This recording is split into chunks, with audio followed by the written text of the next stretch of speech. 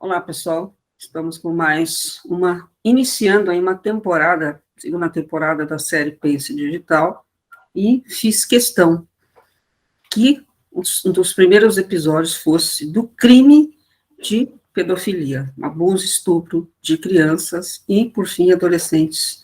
Pedofilia na rede, a letra da lei é crime no Brasil.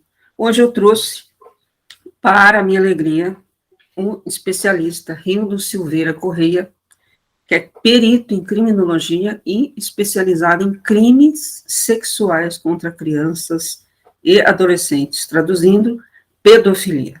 Rildo, muito bem-vindo e muito obrigado. Obrigado, Karina, pela oportunidade. Tá? É uma honra para mim fazer parte desse importante trabalho construído com muita dedicação e principalmente com muita consciência, né?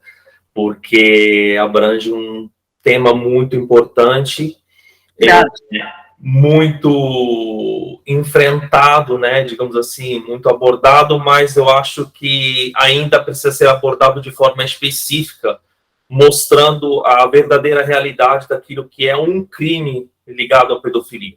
Exatamente. De forma séria, né, Rildo? Séria e efetiva, não cínica, do jeito que é feito. Sim, porque muitas das vezes as pessoas elas só possuem uma ideia geral daquilo que é o crime ligado à pedofilia, daquilo que são os crimes ligados à pedofilia, porque são uma multidão de crimes.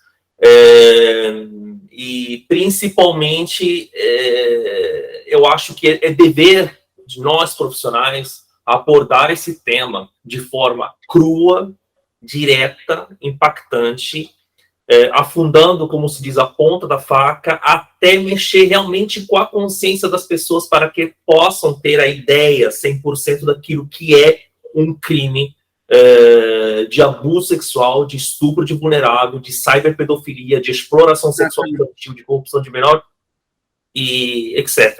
Ou seja, mexer com a criança que existe na pessoa, se é que existe, quando ela não tem nenhum transtorno de personalidade.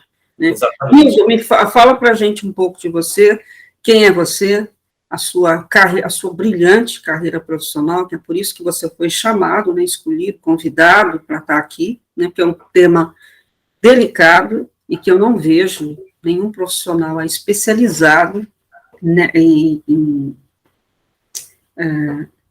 crimes, né, pedofílicos, né, e que levam realmente a sério, e o porquê você se especializou nisso, para a gente começar. Bom, a minha formação profissional, ela é baseada no mestrado em psicanálise clínica com especialização em sexologia.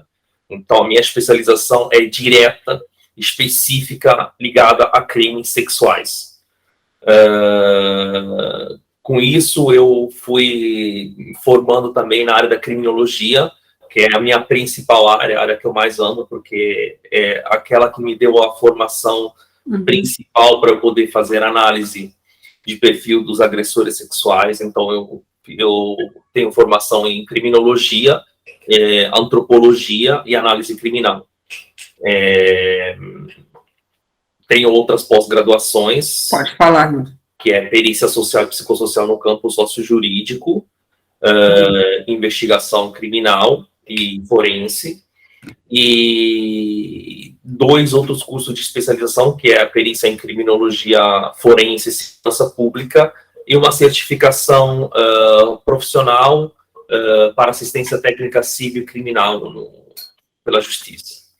A minha formação começou na Itália, porque eu tenho dupla nacionalidade, eu sou italiano, natural de Florença, na Itália. Comecei minha formação profissional na Itália, até finalizar o restante da minha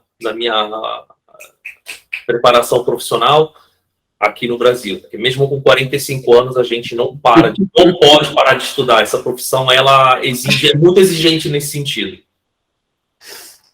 Rildo, parabéns, ou seja, você se formou, né, para olhar para os crimes sexuais infantis. Então, é uma autoridade no país aí, e se você quiser, explique por que que você, por que essa dedicação à área de crimes sexuais contra crianças. Bom, a necessidade, né, aliás, mais do que a necessidade, a vontade de atuar numa área, de me especializar nessa área do ponto de vista científico e prático, é devido à experiência profissional, à experiência pessoal, ligada a uma situação abusiva que eu passei quando eu tinha 9 anos, tá? Por conta de uma pessoa que era um amigo de meus familiares. E essa situação abusiva, ela marcou minha vida, de uma certa forma, mas ela me marcou de uma forma que não foi, como posso dizer, que me deixou completamente traumatizado ao ponto de apresentar determinados distúrbios ou consequências. Então, é uma situação uma situação muito impactante na minha vida, mas não foi aquela questão que me deixou assim, sem reação. Foi difícil abordar, falar, porque aconteceu em uma época, em um período em que não existia um grande tabu em relação a essa questão do abuso. Era uma situação que gerou uma grande vergonha, então eu não falei nem com meu pai, nem com a minha mãe, porque eu fui levando essa situação, e levei essa situação a conhecimento da minha mãe recentemente, não tem muito tempo. E foi difícil, por quê? Porque, ponto primeiro, você analisa, mesmo sendo vítima, eu sempre tive muita empatia pelos meus pais, sabendo que tipo de pessoas, eles sempre foram muito cuidadosos comigo, etc. Então, sabendo que não era culpa deles, eu sempre tive uma certa cautela em comunicar essa experiência. Então, para você ver como é que funciona, né, o pedofílico, ele já sabe o quanto que é difícil para uma criança. Sim, era uma pessoa que sabia, inclusive era uma pessoa que sabia a tipologia de relacionamento que eu tinha com meus pais. Então, era uma pessoa, como posso dizer, uma pessoa que sabia totalmente da minha relação com meus pais, do meu elo com meus pais, como era, que algo poderia machucar ele, porque era um amigo de família, uma pessoa insuspeitável, era uma pessoa que vinha me buscar, sempre é assim. Banhava quando eu jogava numa escolinha de futebol, enfim. Então, era uma pessoa de total confiança. E, na época, ninguém pensava que isso podia acontecer, né? Porque não tinha essa divulgação desse crime, não tinha divulgação de determinados cuidados como hoje temos. É por isso, Karina, que eu, muitas das vezes, quando converso com especialistas, colegas, até com familiares, Sim. Eu sempre falo o seguinte: hoje em dia, com todos os meios de informações que nós temos, tá? Muito. Não é justificado. Não é justificado o fato de deixar, por exemplo, uma criança sozinha com fulano, com fulana. Jamais. Hoje não existe gente de confiança. Eu Não sou pai existe. hoje. Então, assim, eu sei muito bem, eu jamais vou deixar a minha filha, o meu filho, entendeu? Não existe isso. Com alguém.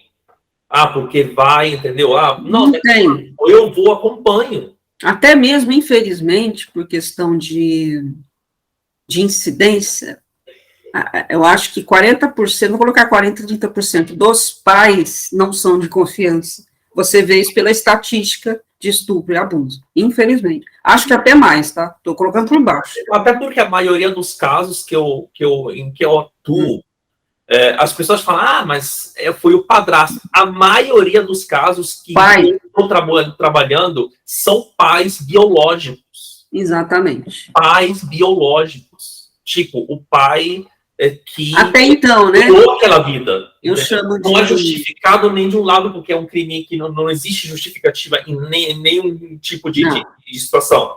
Não. Estou dizendo o fato de a gente ter muitos crimes ligados a pais biológicos que cometem abuso e estupro de criança, isso é preocupante. É preocupante do ponto de vista psicológico. A gente pensa e a gente tem que pensar, a gente tem que falar. Como que é a mente de alguém que decide de gerar uma vida? Ele é idôneo? Ele não é idôneo? Exatamente. Eu brinco, às vezes. A gente vai chegar a um ponto, entendeu? Que será preciso fazer teste psicológico com uma pessoa. Eu também sou a favor disso. A idoneidade. Testada. Eu brinco com, às vezes, conversa, a pessoa tem protocolo, né? Para casamento, para tanta coisa, e para ter filho, não. Acho que deveria ter um dispositivo mesmo que limitasse na saúde do homem e da mulher uma idade mínima para se ter filho, né? E também que tivesse uma avaliação psicológica para isso. Exatamente. Para dar indícios. Então, você não tem condições de ter filho, você não vai ter. Eu tenho direito. Não, você não tem o direito. Porque não é um direito seu, né? Você está condicionado a uma vida pequena que você pode estragar. Eu espero que tenham métodos e ciências para isso. Porque tem que ter consciência, né? Um filho, ele é uma responsabilidade. Exatamente. Ele não é uma pessoa que se parece com você, uma extensão sua, não. Juridicamente, é uma responsabilidade sua até os 20, 18, e por resto da vida, digamos assim, né? Eu tenho um enteado, tá? Que para mim é como se fosse meu filho biológico. Eu cuido dele como se ele fosse meu filho biológico, por exemplo. E em todos os sentidos. Todos os cuidados que eu tomaria, que vou tomar com a minha filha, que vai nascer daqui a pouco, eu tomo com ele. Por quê? Porque eu acho que a responsabilidade de pai não é somente a questão ligada ao fator biológico. Sim. É a responsabilidade, a consciência que você tem perante uma criança, independentemente de quem ela é, a partir do momento que você decide de cuidar dessa vida.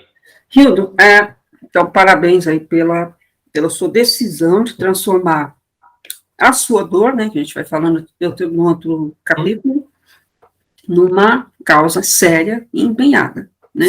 Então, está aí uma pessoa que recebeu dolo pedofílico, né, criminoso.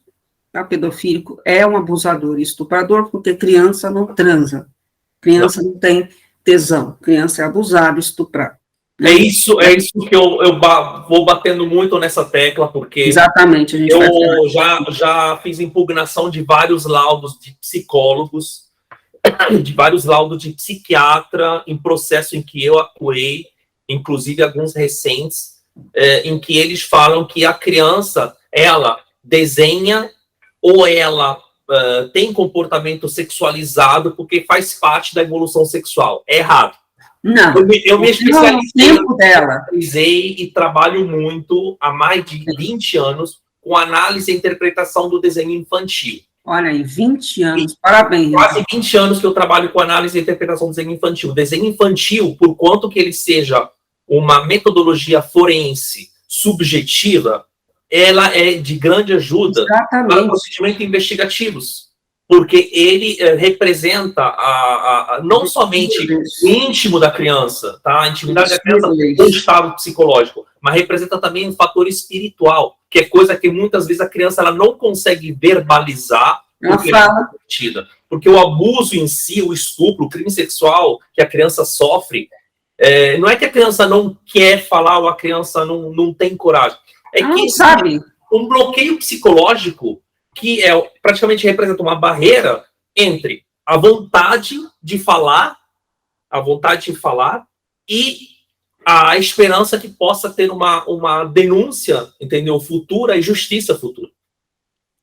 Hildo, vamos falar agora, a gente vai abrir isso aqui brilhantemente, fiz questão que você falasse para a gente entender que o crime pedofílico ele não pode ser falado por qualquer pessoa. A gente vê psiquiatras, não são os que eu trouxe, que o que eu trouxe são sérios, fiz questão de entender como eles tratam, inclusive, a pedofilia, né? E não é qualquer pessoa que pode falar de crime sexual contra a criança, que é muito profundo, denso demais. Você está há quase 30 anos, né, olhando para isso. Então, a gente não está falando com uma pessoa que não tem noção daquilo que diz. 10 de 2001. Bom, a gente vai falar agora de Criminal Profile, né? O programa, a segunda temporada é Modus Operandi, então a gente tem, dentro dos crimes horrorosos, nós vamos falar, né, a perfilação, o Criminal Profiling, né, o crime propriamente dito, e no Modus Operandi e a vitimologia, né? Então, hoje, a gente vai falar do perfil criminal e psicológico do pedofílico, abusador e estuprador de criança. Karina, a gente vai mexer agora muito com a consciência também das pessoas para que elas, todas a sociedade... Quem são esses estupradores e abusadores, entre aspas, pedofílicos? Bom, primeiramente, o pedófilo sabe muito bem aquilo que ele está fazendo. E o fato que a pedofilia é considerada uma patologia e incluída no CID-10, isso não significa que o pedófilo deve ser, como posso dizer, deve ser considerado doente. Imputável ou semi-imputável. Ele é imputável, gente. Porque o transtorno sexual não traz ele numa condição de não consciência. Porque a gente tem essa questão que, por exemplo, pelo motivo de associar o delito sexual com a doença mental, tá? Essa aqui é uma teoria que deve ser totalmente desacreditada. É preciso parar com essa crença absurda que o pedófilo chega a cometer os abusos por causa de fortes impulsos intensos e incontrolados do desejo sexual. É uma teoria inverídica, é uma teoria inverídica, é uma teoria infundada, tá? E posso dizer que a pedofilia, ela deve ser considerado um crime sem rosto, porque é em todas as nossas classes sociais. Exatamente, em todas as religiões, independentemente do sexo, porque tem mulheres pedófilas, tem pedófilos, existem transgênicos que são pedófilos, tá? Então tem que envolver todo mundo nesse contexto.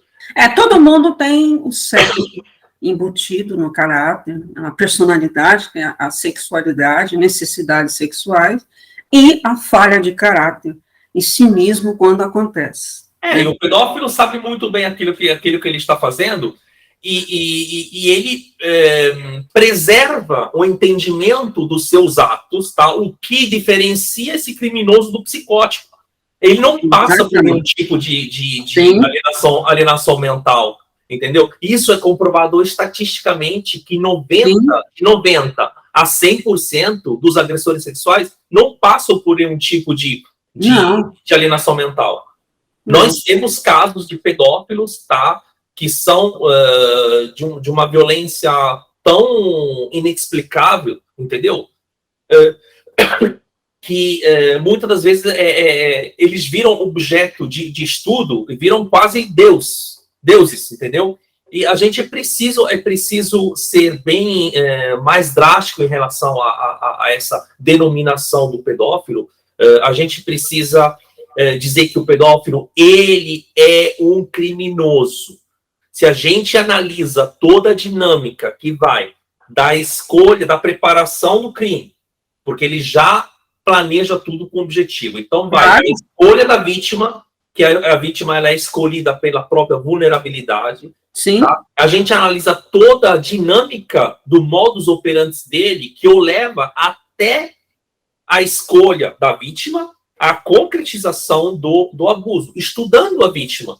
Ele escolhe a vítima pela vulnerabilidade, então ele sabe. É a mesma coisa do cyberpedófilo. Não existe diferença entre o modus operandi do pedófilo que age na internet e aquele que age fora da internet. O objetivo é exatamente o mesmo. Com o fato que o cyberpedófilo, ele tem como objetivo, tem dois objetivos. A concretização do ato sexual e a concretização do ato sexual virtual. Então é mais perigoso ainda. Por isso que eu sempre falo com todos os pais. É importantíssimo acompanhar todas as atividades dos próprios filhos na internet. É de suma importância. Eu vejo pais que deixam os filhos, abrem perfis em várias redes sociais dos filhos. Deveria ser proibido.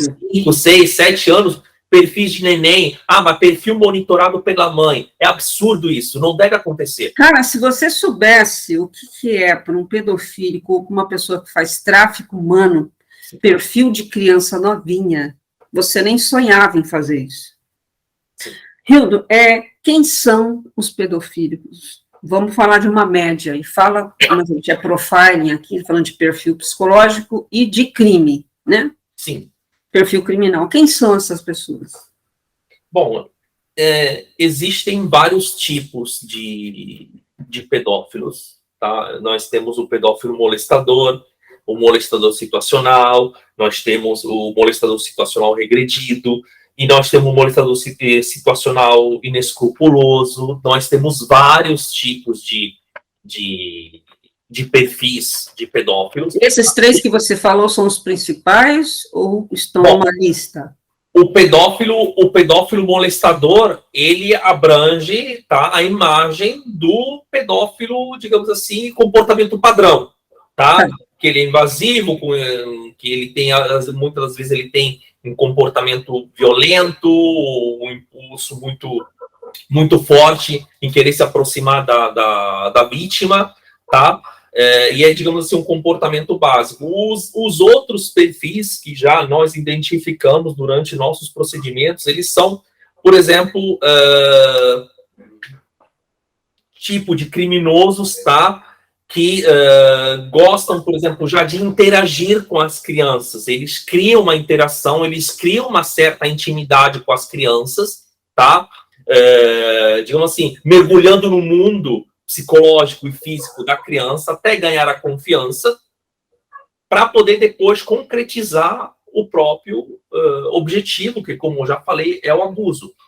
Muitas das vezes, esses pedófilos, eles não têm como objetivo principal a questão da concretização do ato sexual em si, mas sim, a masturbação, somente o olhar, então o voyeurismo, entendeu? Uhum. São parte desse tipo de modus operandi desses criminosos. Então, assim, nós temos vários perfis até chegar praticamente ao mais perigoso, que é, por exemplo, o pedófilo que usa sadismo, tá? Que gosta de torturar, que ele sente prazer praticando violência, praticando corte, torturando a própria vítima, entendeu? Usando práticas sexuais muito violentas, inclusive até com penetração de objeto, que ele sente prazer e orgasmo torturando a vítima, tá? E que deve ser criança. Tem aqueles que, por exemplo, torturam criança, abusam de criança em uma determinada faixa etária, tem que ter um determinado padrão. Tem os pedófilos que, por exemplo, gostam somente de bebê ou de criança de 1, 2 anos. Isso é comprovado, inclusive, até em várias operações, né, feitas, inclusive, até pela Polícia Federal, em rastreamento e interceptações de conversas entre os pedófilos, que ele escolhe mesmo. Tem grupos que preferem um determinado tipo de criança, a cor, a fisionomia, eles criam grupos entre eles e tem uma interação entre eles em relação a isso. Sim. Tá? Então, assim, o cinismo deles, até onde vai o cinismo, né, o sadismo, a perversidade e o principal, segundo o psiquiatra forense aí, doutor Talvani de Moraes, a psicopatia desta pessoa. Sim, exatamente. Eu entendo no modus operandi que a gente vê, não só na internet, que a internet hoje deixa muito claro quem são essas pessoas. Antigamente era no parquinho, era uma coisa que ninguém via. Pela internet, não. Nós, forenses, estamos vendo claramente quem são eles e como nós temos, inclusive. E essa história, né, de a maioria não pratica mentira. Foram colocados à prova, o que é a prova? A internet deu a facilidade e a maioria não está inativa ou cometendo suicídio. Tá, a maioria está cometendo crimes pela internet. Sim. E existe uma forma de psicopatia muito intensa dentro do cometimento desses crimes, né? Porque O pedófilo, ele desenvolve uma psicopatia, tá? Que eu chamo de insensibilidade afetiva, que o leva, tá, a não sentir nenhum tipo de empatia para uma criança, mesmo sendo pai. Porque tem 99% dos pedófilos, eles são pessoas suspeitáveis, que você não... Por isso que eu concordo com o Talvani de considerar como psicopata, porque você olha para ele, é aquele que você nunca vai dar, ele faz isso com a criança. Você Sim. nunca vai achar que é realmente o psicopata. Uma pessoa calculista, que planeja, que dissimula, que tenta, entre aspas, na sociedade, em todo o ciclo dele, ser o melhor, porque a hora que ele fizer a coisa errada, as pessoas vão falar, não, mas tem alguma coisa errada com ele. Ele sempre foi correto, né? Ele é a pessoa insuspeitável. E tem essa questão que, por exemplo, a diminuição da capacidade empática, tá, e o elevado comportamento antissocial do abusador de criança, ele é o reflexo, tá, e o resultado exatamente da tipologia de crime.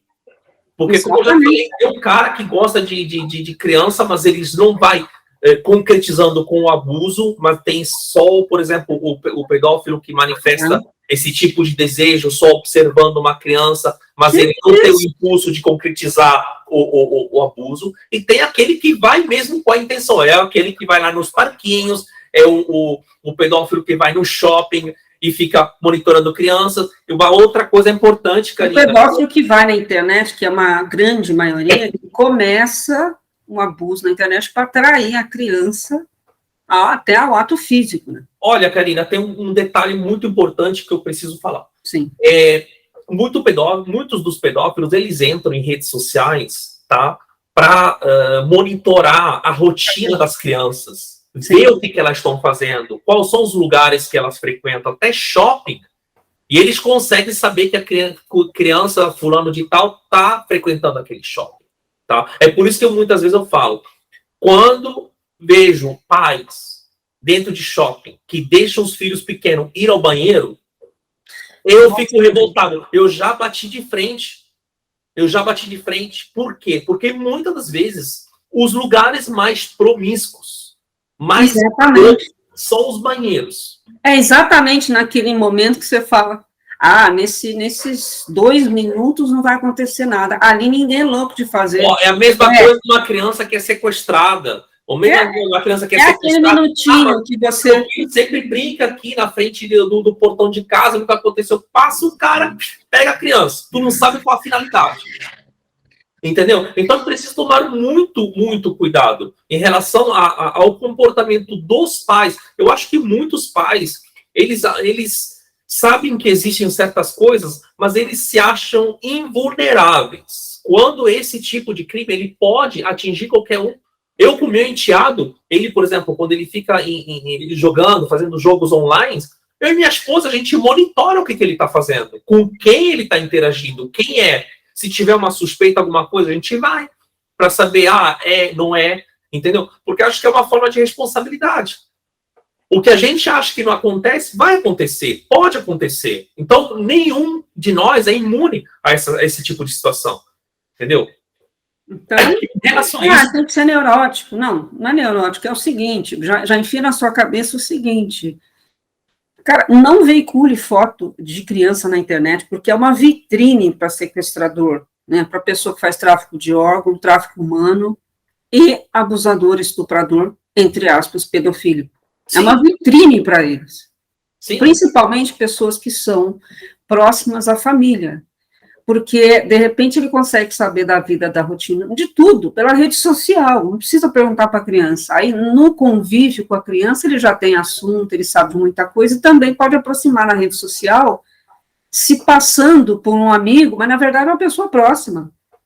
Quando eu morava no Rio de Janeiro, eu fazia muitas palestras, né, em relação à conscientização do correto uso da internet. Eu aproveito até pela ocasião, né, com muita honra, desde 2019, eu sou presidente da Comissão de Defesa da Criança e do Adolescente na Internet da APECOF, que é a Associação Nacional dos Peritos e Computação Forense, que é chefiada pelo nosso diretor e presidente, pessoa sensacional, Marcos Monteiro. O Monteiro também foi entrevistado. É uma grande pessoa, devo muito a ele, porque é uma pessoa que me deu a possibilidade de assumir um cargo importante e fazer com que esse tipo de crime fossem divulgados, fosse divulgada na periculosidade de uma má atuação e um mau uso das redes sociais, da internet de forma geral. E eu fazia muitas palestras de conscientização. Eu fiquei chocado uma vez que, lembro, no colégio lá perto de casa, onde eu morava, lá no Rio, eu fui apresentar a pauta de uma palestra, né? Uhum. Explicando para o diretor da escola o que estava, qual era o objetivo, etc. Aí eu recebi essa resposta por esse diretor, mas aqui nunca teve caso de pedofilia na minha escola. Eu recebi essa resposta, mas eu falei, mas o problema não é que deve acontecer para a gente desenvolver um certo tipo de trabalho. A questão é a prevenção. São respostas curiosas, para não dizer suspeitas, né?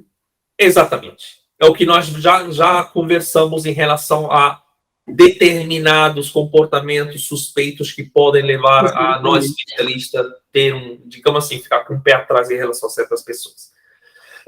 O que vai caracterizar o pedófilo, que a gente estava falando em relação ao perfil, o pedófilo, por exemplo, molestador, que é um dos piores, que é aquele que apresenta uma forma de psicopatia muito, assim, muito forte, é a manifestação de uma evidente crueldade dentro da conduta sexual, que é centrada e modulada pela postura de diferença que ele tem, entendeu? Do mal que ele vai fazer. Ele não possui nenhum tipo de emoção, não possui nenhum tipo de empatia, entendeu? E esse tipo de agressor, ele não experimenta o próprio prazer somente com o sexo, entendeu? Mas principalmente com o sofrimento da vítima, que é um tipo de perfil que eu já encontrei em vários casos periciados e analisados. E o controle também, o psicopata adora controlar, né? Quando você falou, o psicopata, ele adora controlar a pessoa. Então, assim, quando você tem uma criança bem estudada, sim, e você, de alguma forma, controla, aquilo ali, para ele, deve fechar o dia assim, com chave de ouro. De forma geral, o pedófilo, ele reduz a vítima a nível de objeto, entendeu? Então, passivo de qualquer tipo de manipulação, degradação, descarte, é utilizado do jeito que ele quiser. Então, assim, ele manifesta esse tipo de superioridade, entendeu? Associado ao prazer. Nós temos exemplos de criminosos sexuais muito famosos, né, até a nível internacionais, que eles cometiam crimes, além do crime sexual, eles cometiam crimes também ligados ao canibalismo. Eles comiam a vítima. Ele sentia prazer em praticar necrofilia, porque era o momento em que ele tinha domínio total do corpo da vítima. Então ele tinha que matar para depois poder praticar a necrofilia e sentir prazer. Isso era tanto por pedófilos quanto por pessoas que não faziam questão de idade. Nós temos Andrei Chikatilo, que ficou famoso por ser chamado como açougueiro de Rostov. Ele era um pedagogo, professor de faculdade, que passou por uma série de estupros absurdos durante a própria vida. Ele viu o próprio irmão ser estuprado e comeram os pedaços do próprio irmão na frente dele, tá? Durante a Segunda Guerra Mundial. E tudo isso gerou nele uma personalidade de psicopata, de criminoso, e ele, ao mesmo tempo, era impotente, ele tinha problema de ereção. Então, tudo isso foi aumentando mais ainda o nível de violência dele, e até quando ele começou a praticar esses crimes. Ele não tinha condições, nem quando ele frequentava prostíbulo, etc., ele não tinha ereções. Então, por raiva, ele matava. e matando, ele conseguia ter ereções, ele conseguia sentir prazer, entendeu? E sentir satisfeito. Aí ele praticava esse tipo de crime. Tanto é que ele foi considerado um dos piores serial killers da história da criminologia. Hilton, você que olha as crianças vitimizadas, foi, né, superou, né, foi uma criança vitimizada por abuso. Uhum. Esses estupradores, abusadores de criança, os pedófilos, existem sinais, alguns sinais neles, né? Quando a gente fala sinais, pelo menos passou de 3, já virou um padrão. Comportamentos na qual a gente possa, pai ou mãe, que pode dar um indício, né, de que pratica o crime de pedofilia, que é abuso e estupro de criança. Exceto aquele cinismo da comunicação silenciosa, que inclusive tem até tatuagem com isso. Você está abordando um detalhe muito importante, Karina. Por quê? A gente fala, mas existem sinais em relação à identificação de um perfil do abusador, sendo que ele é um crime, digamos assim, clandestino, onde nós temos somente a vítima, o abusador com um único testemunha, então a gente não tem uma ideia exata do perfil. Existe um perfil.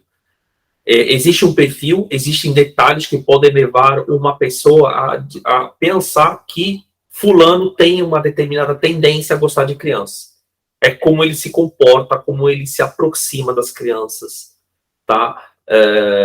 O jeito de brincar com as crianças, porque, exemplo, quando tem uma pessoa que tendencialmente fica mexendo muito no corpo da criança, em brincar, e ela tenta de criar um elo, aquele detalhe que eu estava falando antes, em relação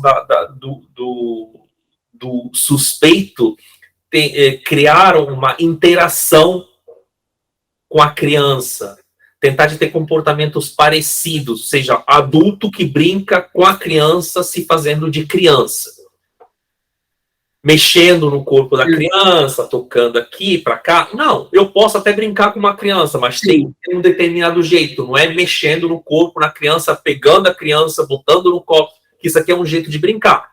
Sim. Existem pequenos detalhes que fazem a diferença. Nossa, não sabia disso. Isso tem nome? Nós brincamos, nós podemos brincar com a criança, podemos brincar, mas quem pega uma criança, bota no colo, começa a fazer carícia, mexer, pega outra, eu acho que tudo isso tem um comportamento suspeito. E não adianta vir psiquiatra, psicólogo dizer, não, mas isso aqui é um modo de interagir, a personalidade. Não existe. Não, uma coisa... É brincar. Um pai que quer abraçar muito uma criança, ele pode ter perdido um filho, ele pode não ter sido abraçado, mas você vê afeto. Agora você pega isso e mais um indício, mais um outro. Só um pequeno detalhe. O corpo da criança, ele tem que ser considerado como algo, tá, de puro. Intocável. Você não se mexe, nem pai e mãe, não se mexe. Uma criança, entendeu? E especialmente nessa parte lúdica, nessa parte do jogo, nessa parte da interação. Quando eu comecei minha vida profissional na Itália, em Florença, na minha cidade, eu trabalhava como um inspetor dentro de colégios. Eu monitorava as atividades que tinham lá dentro dos colégios, as situações das crianças, como te falei, uma vez nós conversamos sobre isso, tinha muitas crianças estrangeiras lá, então eles precisavam de pessoas que pudessem interagir com eles, conversando várias línguas, né, assim, e durante essas atividades, eu nunca vou esquecer disso, tinha 2 professores, era um que era de artes, o outro que era de educação física, que quando era para mostrar alguma coisa, por exemplo, na educação física, ou exercício para criança, ele pegava a criança, tá? Por exemplo, de 6 anos, ele pegava a criança, botando a mão no bumbum por baixo e mexendo na parte íntima, tipo, com a mão assim, virando o corpinho da criança para mostrar como era para fazer exercício. E isso não se faz. Porque a criança, ponto primeiro, a criança, ela aprende observando. Sim. Não você falando. Porque ela não tem discernimento daquilo que é a linguagem de certas dinâmicas. Tá? Então, certos comportamentos levaram a gente a suspeita, até quando depois aconteceu. Nós comunicamos imediatamente esse tipo de comportamento para a direção. Eles levaram para lá, não, mas pode acontecer e tal, mas nós avisamos. Isso aqui estou te falando de 2001 para 2002. E depois aconteceu que uma criança ela foi molestada e só que quando você encontra uma criança que tem personalidade, que ela já sabe, que ela já tem um pouquinho mais de malícia, mais de expertise, tem a criança que vai e fala. E quando uma criança fala de uma forma bem direta, a criança não mente. É por isso que eu muitas vezes... mente, assim, ardia, né? Não pode confundir, mas ardilar não. Uso sexual e falam ligados a casos de alienação parental, implantação de falsas memórias nas crianças que são abusadas, etc. Eu não acredito nisso. Não acredito nisso. Porque uma criança que ela é abusada, uma criança que é estuprada, uma criança que passa por determinados crimes, tá? Também de violência doméstica ou violência psicológica, a criança, ela, de qualquer forma, ela manifesta esse tipo de sinais de urinar, de vomitar, são coisas assim que está fazendo... A fisiológica, ela muda, as funções fisiológicas mudam, a criança, ela começa até a reter as fezes, não sentir mais, fica com medo de defecar, por quê? A defecação é o primeiro estímulo, digamos assim, sexual que a criança recebe logo que nasce, tá? Quando uma criança, ela é abusada, uma das características principais que nós já encontramos foi exatamente essa parte ligada a reter as fezes. A criança tem essa dificuldade. Por quê? Porque ela associa o ato de defecar, por exemplo, à penetração que ela sofreu com o dedo, com o objeto, etc. Isso a gente consegue ver, inclusive, até nos desenhos. Uma criança tem um comportamento sexualizado. A criança tem comportamento sexualizado. Ela foi não existe. Uma pessoa que fala isso é uma pessoa criminosa ou sem noção ou cínica. A criança ela é erotizada e sexualizada. Ela só é sexualizada. Não existe isso, sexualizada. A criança ela tem o desenvolvimento sexual dela. Mas tem advogado... Sexualizado é alguém que fez. Isso é um crime. Tem uma questão de advogados que quando eles fazem a defesa, é claro, tem que fazer a defesa do cara. Mas não podem dizer, tu pode fazer a defesa do cara, que o cara não cometeu o crime, eu posso até entender esse lado do advogado. Mas você não pode dizer que a criança... Nunca, jamais. Fulano tá a fazer uma certa coisa, ou que a criança ela tem comportamento sexualizado, porque faz parte do procedimento de evolução da criança. Nada a ver. Nada a ver. Um adulto sabe muito bem o que está fazendo, então azar o dele. É justificar um ato criminoso. Não. Entendeu? É preciso ter, em análise de casos, especialmente ligado à violência contra a criança, especialista da área. Porque uma pessoa que é psiquiatra, que é psicólogo, mas que atua de forma geral, tá? Nunca vai ter a condição de ser 100% eficaz naquele tipo de contexto. É a mesma coisa de você pode pegar um cara que, sei lá, jogou beisebol, tá? Tu bota ele para ser treinador de futebol. Como é que ele vai poder ensinar? Como é que ele vai poder... Entendeu? É a mesma coisa, cada ambiente, entendeu, corresponde ao organismo. E eu acho que o foco deveria... existem muito foco de... A gente precisa entender o criminoso para tratar. Não, você precisa pegar a vítima, tratar, e o criminoso em segundo plano, né? Hildo, eu queria saber o seguinte, predador em série, para a gente encerrar essa pauta, predadores estupradores de criança e abusadores pedofílicos seriais, e os que não são pedófilos, mas participam do crime organizado da pedofilia para lucrar dinheiro. Eu queria que você falasse valores. Existe uma multidão de... Só um minutinho, Hildo, tem um retardado passando com o carro, não é do ovo, mas é do lixo.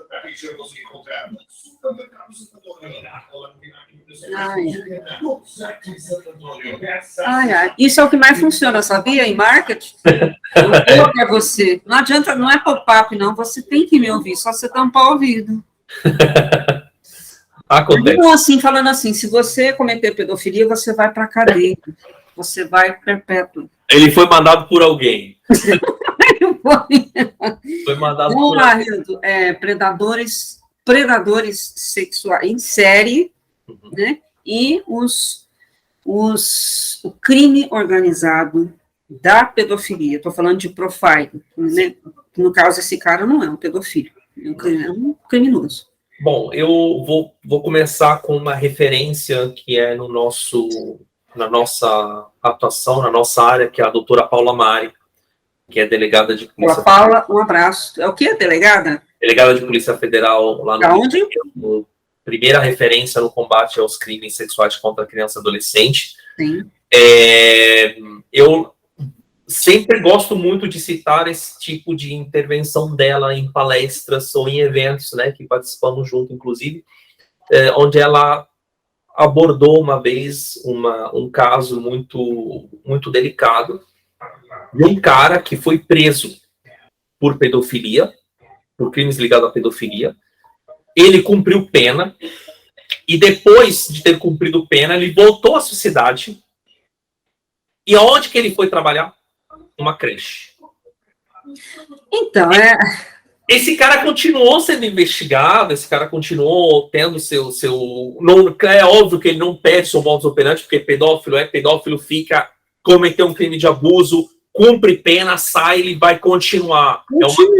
É uma reincidência e é uma coisa que tem continuidade. Esse cara foi trabalhar numa creche e continuava interagindo pela internet com rede de pedófilos que ele já tinha contato. E nos trechos das conversas interceptadas desse criminoso, apareceu que ele falava, parece de estar na Disneylândia. Por quê? Nossa, que pessoa estou trabalhando, estou cheio de criança e faço aquilo que eu quero. E era implícito que ele estava abusando ainda de crianças. Sim. Então, essa parte, Karina, ele deve levar a gente à reflexão do quê?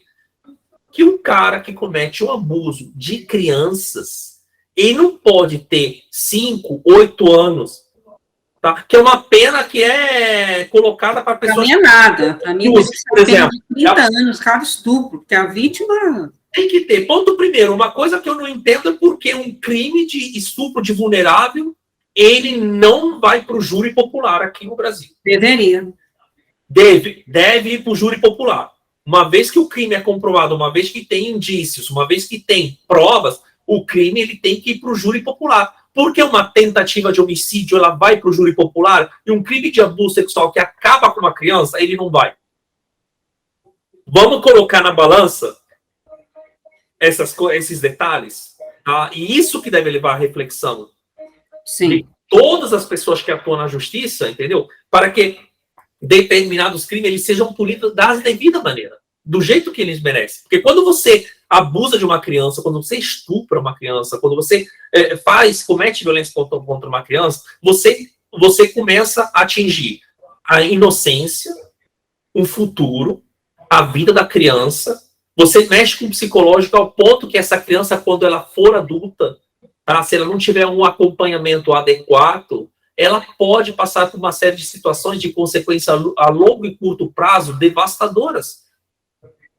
Exatamente como já encontrei em alguns casos, tá? Por exemplo, de 4 garotas, hoje todas adultas, mãe de família, casadas, etc. Sim. Elas foram abusadas pela mesma pessoa, que era o padrasto da pessoa que decidiu depois de denunciar. Sim. Em 2018, eu fui chamado por uma mulher para poder ser orientada em relação a como que ela poderia agir, porque ela sofreu abuso quando ela era menor de idade, só que hoje ela é casada, tá? Ela tem filho, e ela estava muito preocupada porque ela estava com medo de cometer alguns atos, inclusive até suicídio, né, ou prática de autolesionismo, que pudesse isso aqui prejudicar o próprio casamento. Então ela chegou ao ponto que o que ela deixou dentro, saiu para fora, ao extremo. Aí nós conversamos, ela falou comigo toda a dinâmica dos fatos, quem era a pessoa, quem foram as outras vítimas. No primeiro momento, as vítimas não queriam fazer nenhum tipo de denúncia, porque estavam com medo da pessoa, mas ela queria denunciar. Esse medo é devido a quê? Medo devido às consequências das ameaças que esse cara fez nessas vítimas. Ou seja, se você, daqui a um dia, 1 ano, 2 anos, você falar alguma coisa, eu vou matar você, vou fazer alguma coisa com o fulano. A mesma coisa de sempre. As clássicas ameaças. Chantagem. Então, vem com chantagem também, né? Porque cada um tem uma personalidade, cada um tem uma sensibilidade, e não são todos que têm a capacidade de reagir. É por isso que tem muitas pessoas que a gente nem imagina que passaram por abuso sexual. Passaram. Por isso que é importante ver esse programa. Se você passou por isso, sim, fale a quem deveria. Não, jamais vá conversar. Tem esse tipo de coisa também, a pessoa vai perguntar, o abusador, geralmente pai, por que você fez isso? Não vou responder, porque ele não tem caráter. Tanto é que essa garota, ela relatou para mim que ela foi para a delegacia da mulher, querendo denunciar, e eles falaram, mas passou muito tempo e tu não pode denunciar. Não existe. Existe uma lei que até 20 anos você pode denunciar. Existe uma lei que você é tutelado até um determinado tempo. A criança, ela passou por ela passou quando era criança e adolescente por abuso, por estupro, e hoje ela é mãe de família, ela quis denunciar. E ela denunciou, conseguimos juntar as outras vítimas, tá? As 4 vítimas, nós fomos para a DECAV, na Delegacia da Criança e do Adolescente lá do Rio de Janeiro, foi aberto um registro lá. Fizemos outro encaminhamento também no Ministério Público, onde foi registrado o caso e foi feita a denúncia, entendeu? Só que não é tão simples assim quando acontece dessa forma que o caso ele seja resolvido na hora. Precisa de um certo procedimento investigativo. Por quê? Porque aconteceu há muito tempo, então tem que apurar, porque lá não tem mais as provas. É aí que eu falo, a diferença entre o abuso e o estupro. O estupro você tem uma prova do ponto de vista médico legal, no abuso você não tem, você tem que produzir prova. Isso que é o maior desafio nosso. Exatamente. Então, a gente tem também, queria saber, você usa a escuta especializada? Eu uso a escuta especializada, eu faço... Escuta protegida também, algumas pessoas. Sim, escuta protegida.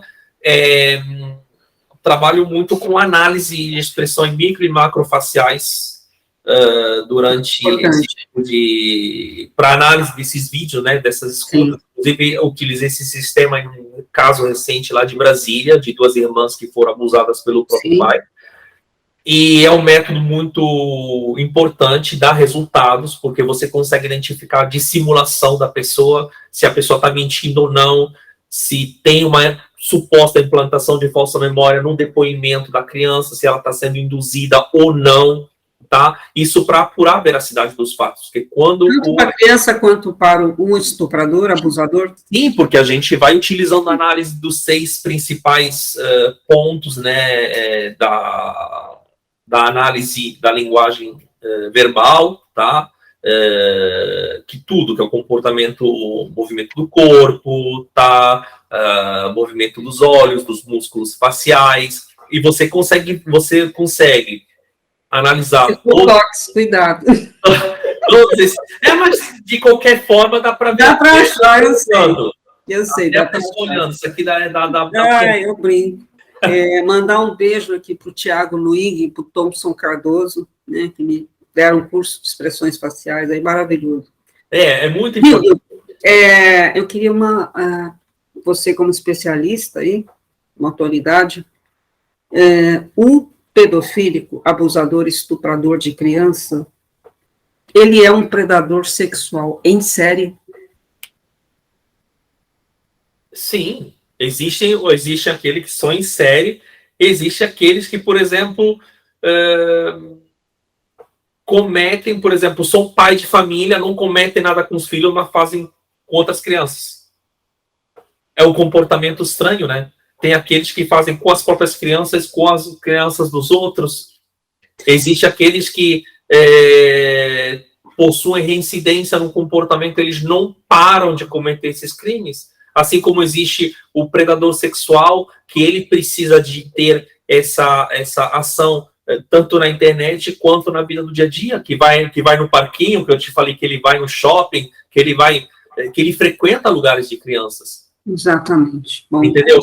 Porque eu falo em série porque tem uma série de protocolos. Sim, reincidência, né? Que são os mesmos, com as mesmas vítimas. Eu posso colocar um serial sexual, não sei como é que se diz, mas ele faz em série, na internet praticamente em série, é o mesmo padrão de dinâmica de crime. Sim, nós, por exemplo, a gente tem essa questão ligada, por exemplo, ao crime organizado e às redes de pedofilia. O crime de cyberpedofilia, venda, armazenamento, compartilhamento, divulgação de material de pedopornografia, ele não só hoje, desde que começou esse tipo de crime, uma fonte de lucro primária. Então, quando a gente fala de lucro, a gente tem que entender que não necessariamente quem vende material de pedopornografia, ele necessariamente é pedófilo.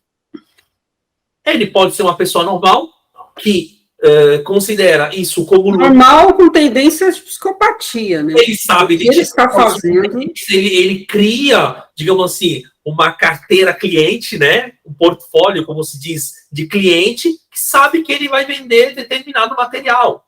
Quem produz?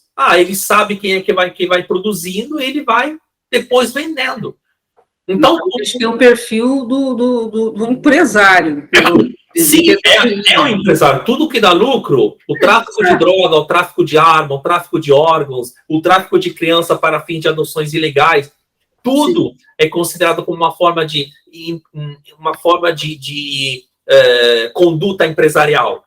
Porque você tem que negociar, você escolhe, você cria, você interage e você amplia a tua área de atuação, tá? Segundo tuas exigências. Então, a pessoa que sabe que está lucrando com pornografia infantil, ele sabe aonde que ele pode vender, aonde que ele pode buscar o material, como que ele pode vender, de que forma e como não deixar muitas das vezes rastros em relação a isso. Entendeu?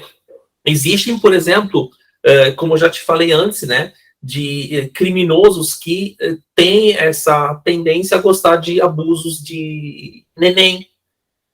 Sempre eu ia perguntar isso, como é que perfil, existe um perfil de pedofílicos que preferem fotos de bebês sendo estuprados e estupram bebês? Sim. Qual é esse perfil? Esse tipo de perfil são perfis que apresentam características de sadismo, tá? No mínimo, né? Sim, temos um exemplo de rede de pedófilos conversando entre eles, né?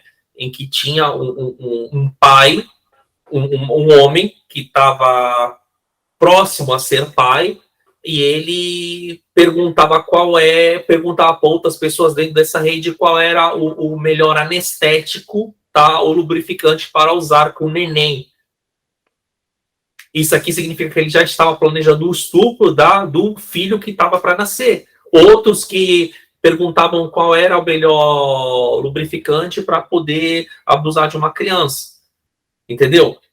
Assim, a mente do pedófilo, ele é muito mais, como posso dizer, bem mais maquiavélica, muito mais maquiavélica e perversa de um serial killer.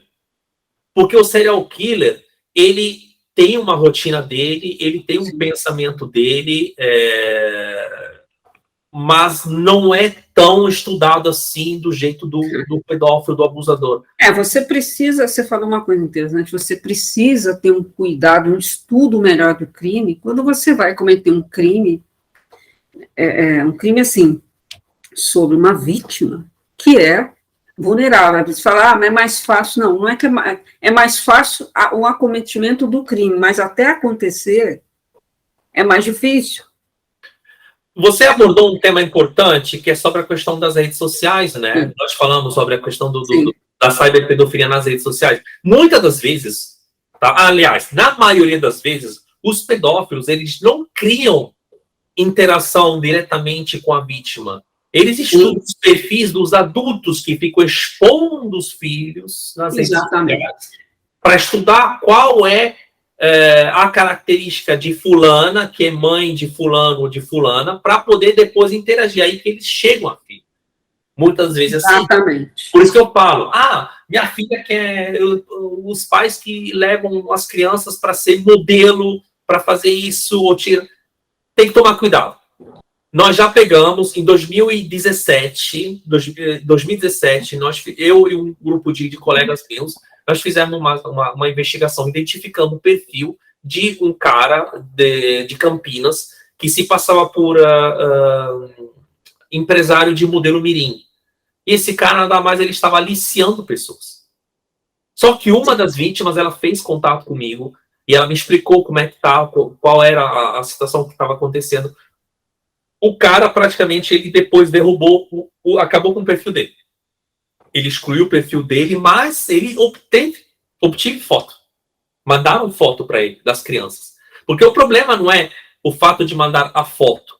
Esses caras, hoje em dia, com a mais modernas tecnologias que existem, né, a parte informática e tal, você vai expondo uma criança na rede social, a pessoa pega a foto da criança, faz uma montagem e ela pode criar uma montagem de uma foto pornográfica.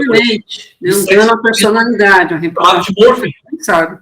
Entendeu? E esse tipo de situação era muito frequente. Muito frequente. Por isso que eu falo, não coloquem foto de criança peladas, não coloquem foto de criança quando vocês estão trocando de fralda. Você quer dizer assim, com biquíni. Cara, não faça isso. Grupo de família piorou.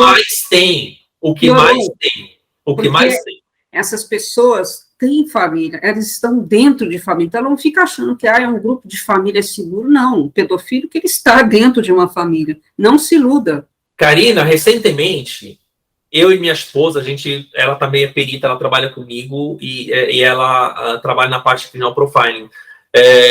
Nós preparamos um vídeo, né, que depois eu divulguei, sobre os cuidados nas redes sociais que é preciso que os pais tomem, né, como correto uso da internet, enfim.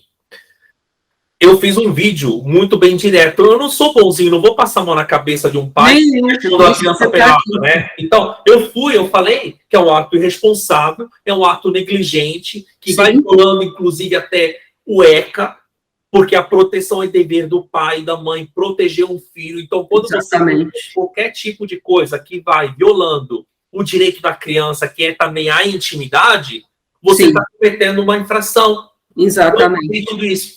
E lembro que, não vou falar nome, claro, não vou falar nada, uma pessoa de uma ONG chamou minha atenção, porque tu não pode ser muito direto assim com os pais, porque os pais fazem por inocência. Eu falei, é teu pensamento. Até quando eu passo a mão na cabeça de pessoas que continuam ficando expondo os próprios filhos, colocando em risco não somente a intimidade do filho, mas também a incolumidade, que é a coisa mais importante, a gente sempre vai ficar nessa. Não adianta fazer as campanhas contra o abuso sexual, falando isso, falando aquilo, nós somos contra o abuso, se depois, na hora de tomar frente em relação a certas coisas, entendeu? Eles vão recuando. Tá com medo? Porque nós precisamos de se aproximar dos pais. Não, você tem que se aproximar dos pais conscientizando eles que estão fazendo coisa errada. Exatamente. Hildo, eu vou encerrar essa pauta, que a gente vai falar numa próxima. Eu agradeço a sua excelente, praticamente, aula aí, né, Obrigado. A questão profiling pedofílica, né, do estuprador e abusador de criança pedofílico, e a gente encerra essa pauta por aqui. Hildo, muito obrigada. Obrigado a você, Karina. Convidado aí para a temporada 3, sobre cases e vítimas, né, então, dou liberdade para você trazer vítimas que você conheça de pedofilia, estupro e abuso de criança, né, independente da via, se é via tráfico, via internet, se é físico, né, e eu agradeço a todos. Eu queria que você finalizasse. Um agradecimento a todos a todos vocês. Eu queria agradecer de coração a uma pessoa muito especial para mim, que é minha esposa, que Qual o nome dela? Márcia Correia. Márcia Correia. Silveira. Ela também perita, nós trabalhamos juntos. Perita também. Quero agradecer, porque ela é uma pessoa que mudou minha vida em todos os sentidos. Ela está me dando uma filha, minha primeira filha, então eu sou muito feliz. E agradecer esse menino maravilhoso que é meu enteado, Mariano, que praticamente ele foi a chegada de uma luz imensa na minha vida. Que bom ouvir isso, uma pessoa que passou pelo que passou e hoje é especialista, né? Então é isso, Mariana, a gente encerra por aqui. Deixa eu tirar a gravação. Opa!